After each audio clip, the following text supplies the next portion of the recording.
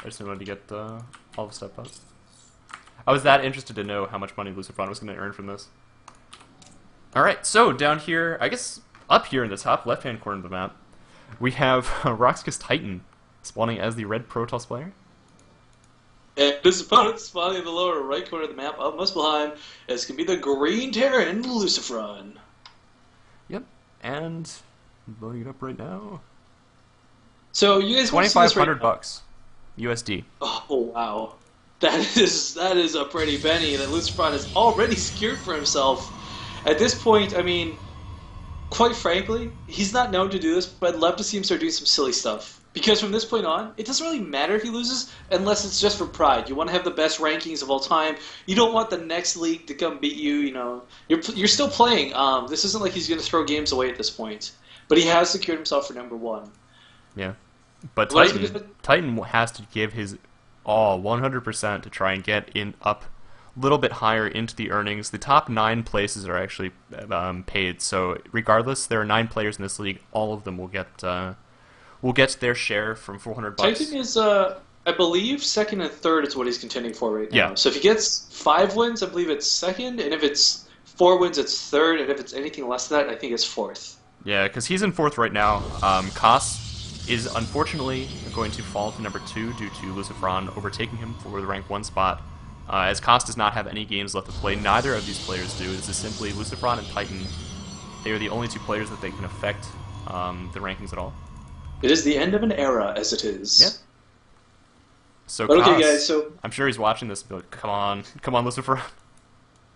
Alright, guys. So what I'm trying to indicate here is, for anyone who's unfamiliar with this map, hasn't seen it before, first you'll notice, yes, it's very red. Let's get that out of the way. It's just how it is. There's a lot of doodads on this map that we were talking about before briefly. There's 2 very well-positioned watchtowers in the center of the map, but there's also all of these weeds everywhere. And these weeds, of course, cause tall vision grass that, you know, if you can engage around this, you can use this to your advantage very nicely, because, of course, you can't see through it without air support. It's a little annoying. Yeah. And the third actually has 2 entrances, too. So it's pretty easy. It's a little bit easier to defend than some maps, but also you're able to be a little bit more aggressive, and drops are quite effective because of this like insanely wide ledge here in the main base. So I mean, I don't think we've ever seen a Protoss take this map against Terran in the games that we've casted. I cast a fair amount of TVPs. Yeah, we cast quite a few Pokerstrat League matches, period. So we've seen this map enough times. And I don't know. It's not even like, in my opinion, the map is not necessarily Terran favored, but it just works out better with the way the terrain is laid out. Yeah. But Lucifron, he doesn't care about this. He's just going to go PTC first. Because why not? Unfortunately, Titan's probe will actually get caught. Yeah, a little fortunate.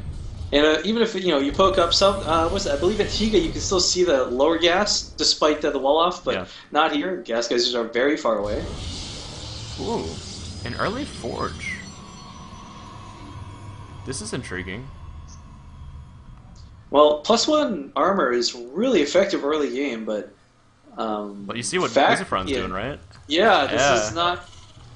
You're right. This is like the one time he hides gas, and he does it through a command center too, so it's not even like that obvious. This is gonna be interesting. For those who don't know what Panda and I are grinning about, by the way, whether it's elevated or not, we're gonna have Hellions on the field, and I think I can speak for Panda when I say Hellions are definitely our favorite units.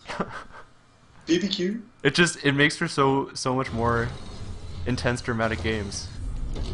Well, yeah, the splash damage, it all comes down to the angles. It's not like just free win splash damage. You have to angle yourself. You have to do all these amazing things. And yeah, there's a starport follow-up to this, Panda. I'm actually getting really excited now. Before I was just like, oh, it'll be another game. Lucifron wins or lose. He doesn't care. But no, he's going to put it on hard to Titan.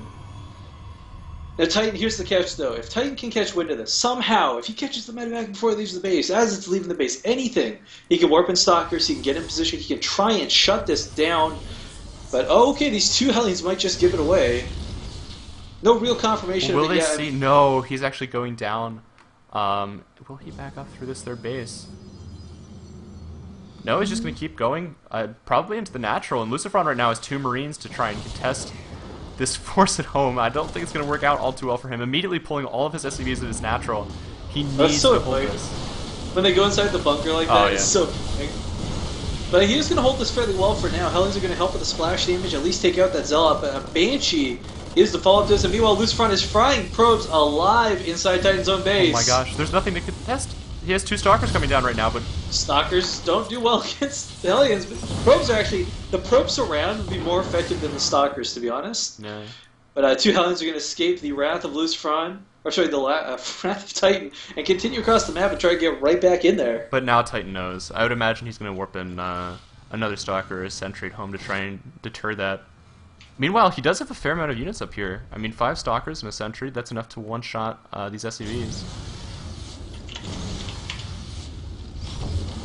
1, 2 more. Pros are dying really slowly because it's only 1 Hellion. Oh, can he get one more? Please, Lucifron, get one more. Oh no, the shields will regen. That Maybe. +1 armor. That +1 armor saved his life, you're correct. 1 health remaining on that probe. But okay, so now when he engages, he's also got the +1 armor going against these Marines. Yep. The Banshee's about to pop. He does have one going to the northern part of the field, so I mean, I love this. This is what you should do. You know, don't just turtle up. You have to go on the offensive.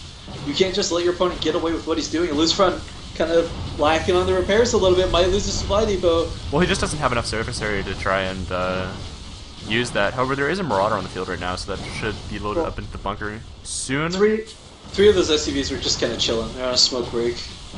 So that's the only reason they got low in the first place. But okay, Banshee's here. Cloak's about to finish, and once Cloak finishes, there's no detection here whatsoever. Yeah, there's not... Oh, there is an Observer on the way right now, and I believe it's being chrono boosted. Yeah. Well, if he sends the Observer, he's got to keep it home for this Banshee that's about to attack. Oh, but Lucifron is not utilizing the Banshee he has at home just yet. There we go. Cloak coming in. Marauders, Hellions, he should be able to hold this, and really all he lost was a couple SCVs and a bunker. That wasn't even full. Meanwhile, his offensive Banshee is at 20 health, so it was kind of picked off a little bit. But this Banshee that was defending is still just poking away at the retreating forces. Yeah. He's actually cute on the injured Stalker that is now healing back its shields. Yeah, I think he realizes that. But okay, so not too bad from Lucifron. Not only does he hold, he does some offensive damage. Looking at the resources lost, he lost a bit more, but he did pick off 12 workers. And, I mean, workers are just invaluable. He also has the 3rd coming down here. He's been ahead in workers the entire game, because, I mean, Titan's been chrono boosting his gateways like mad. He has Blink following this up as well as 3 additional gateways. And we should see a 2-base timing from him. Is Muspelheim the only map where you can put a command center behind the mineral line of your natural? Whoa! I didn't even know. That is awesome. And I think so. What if you had like a reverse expansion, like mine? No, Tal'Darim. On some of the bases on Tal'Darim, you can do it. It's vetoed down by everybody. Okay, so we got the engagement happening outside the base. We have SCVs and mules being Stim pulled. is done here, but there is no Observer. There's too many Stalkers, I think, Panda. I mean, Yeah. he's got Marat, sure, and SCVs are doing what they can, but this is so many Stalkers. Concussive Shell isn't done quite either. 4 Hellions are going on the offensive, though. Oh, a nice call to warp in these Zealots here. Oh, 23 SCVs have been picked off through all of that. There is no bunker down, just reinforcing units. However, the Hellions are getting into the natural. I think they're actually going to get shut down, quite frankly. Both these players just trading workers blow for blow. The economic damage is so huge on both sides. I can't even begin to describe how crazy it is. He's trying to stutter step down the mineral line, but GG. Yeah.